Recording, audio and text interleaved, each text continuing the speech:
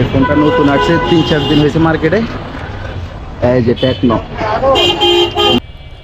তো হ্যালো বন্ধুরা, আমি এখন চলে যাচ্ছি এটিএম বুথে। কারণ হচ্ছে একটা মোবাইল কিনবো, সেটা হচ্ছে আমার ছোটো ভাইয়ের জন্য।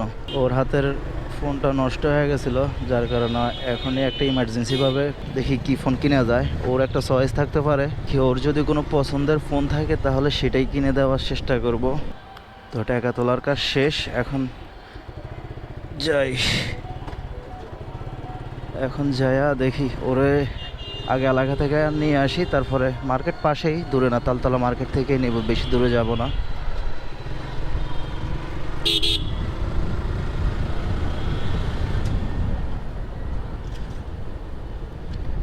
আমরা এখন যাব একটা মোবাইল কিনতে।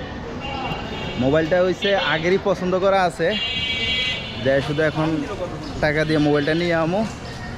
মোবাইল লাগবে আমার ছোটো ভাইয়ের।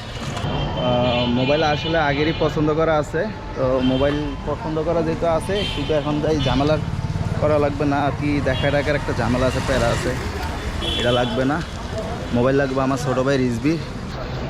বরিশাল্লা পোলাপান লগলে ঘুরতেছি, নোয়াখালী আর বরিশাল নাকি মিলে না, তো আমগুলো ভালোই মিল আছে। আমার ভাতিজা এক লগে দীর্ঘদিন ধরে আছি। তো আমরা অলরেডি চলে আসছি। কি ফোন কিনবো এতক্ষণ বলি নাই, তো এখন আমরা শোরুমে আসলে ঢুকলেই বুঝতে পারবেন যে কী ফোন কিনবো।